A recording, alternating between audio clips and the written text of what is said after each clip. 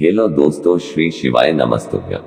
प्रदोष के दिन, प्रदोष काल में 2 जगह दिए लगाना प्रारंभ कर दो।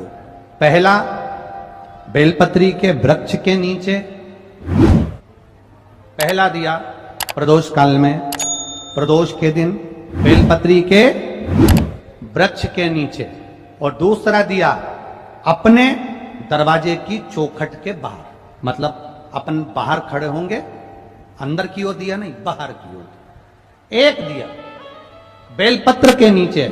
देवादिदेव महादेव से प्रार्थना कर कर, हे शिव शंकर, हे गौरी शंकर, हे शिव, आज प्रदोष का दिन, प्रदोष काल में आप भ्रमण के लिए निकलोगे नंदीश्वर के साथ में, ऐसी कृपा करना, आपके लिए मैंने द्वार सजाया है भोलेनाथ, आपकी दृष्टि मेरी चौखट पर भी कर देना। कि हम अगर बीमारी के लिए कोई उपाय करें तो कौन सी प्रदोष पर करें, और लक्ष्मी के लिए कोई उपाय करें तो कौन सी प्रदोष पर करें। तो अच्छे से सुन लेना भाइयों, शुक्ल पक्ष में जो प्रदोष पड़ती है वो लक्ष्मी की वृद्धि के लिए होती है।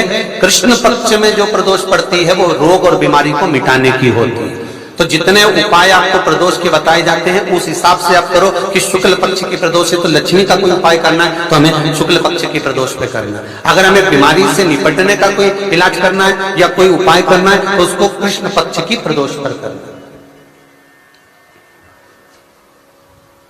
अब शुक्ल पक्ष की प्रदोष, उसकी प्रदोष का दिन था, बैठा हुआ था।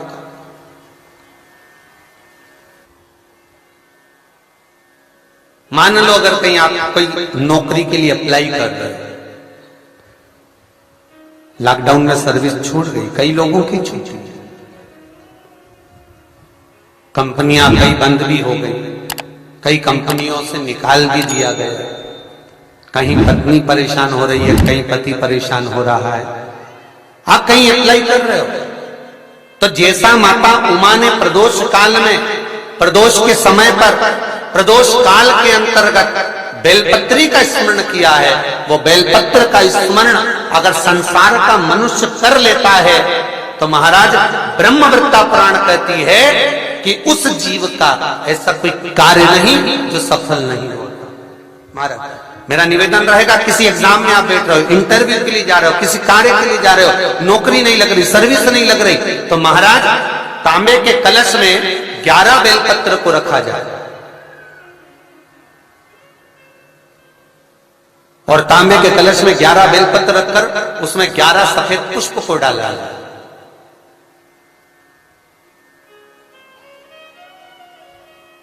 लाल चंदन घिसकर कटोरी में लेकर जाइए।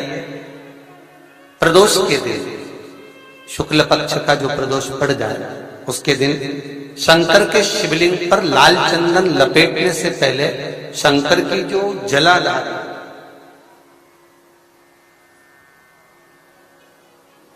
महाराज ये शिवलिंग है,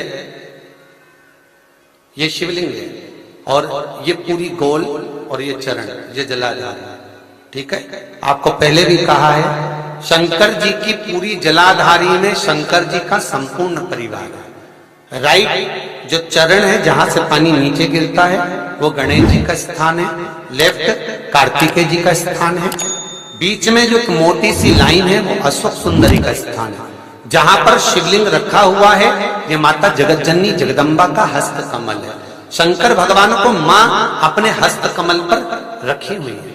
ऊपर से जो बूंद बूंद पानी जलाधारी से नीचे गिर रहा है ये शंकर भगवान की 5 लड़कियां हैं, जया, विषहरा, सामरीबारी, दोतली और देव। ये ऊपर से बूंद बूंद जल क्रीड़ा शंकर जी के साथ में करती है। शंकर भगवान का संपूर्ण परिवार जलाधारी में विराजमान है। शिव महापुराण कहती है, माता उमा का चरित्र कहता है, कोई एग्जाम में बैठ रहे हो, कोई कंपटीशन एग्जाम में बैठ रहे हो और चाहते हो कि मेरी नौकरी इसमें लगना ही चाहिए, तो लाल चंदन का लेपन आपको इस पूरी जलाधारी पर करना है।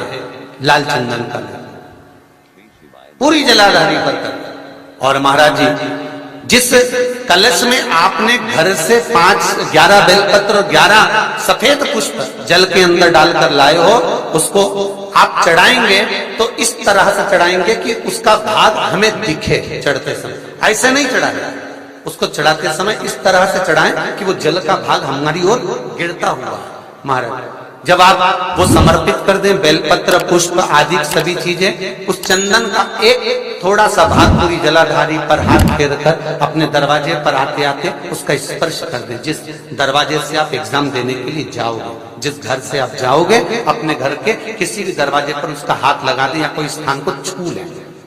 जिसको आप दरवाजे को खोलकर दरवाजे को स्पर्श कर कर या दीवार को छूकर या अलमारी को छूकर, जिसको भी छूकर आप जाओगे उसका स्पर्श कर लेना। फिर आपको कुछ नहीं करना है, उमा और महेश ही सब कुछ करेंगे जो उनको करना है। सब साथ।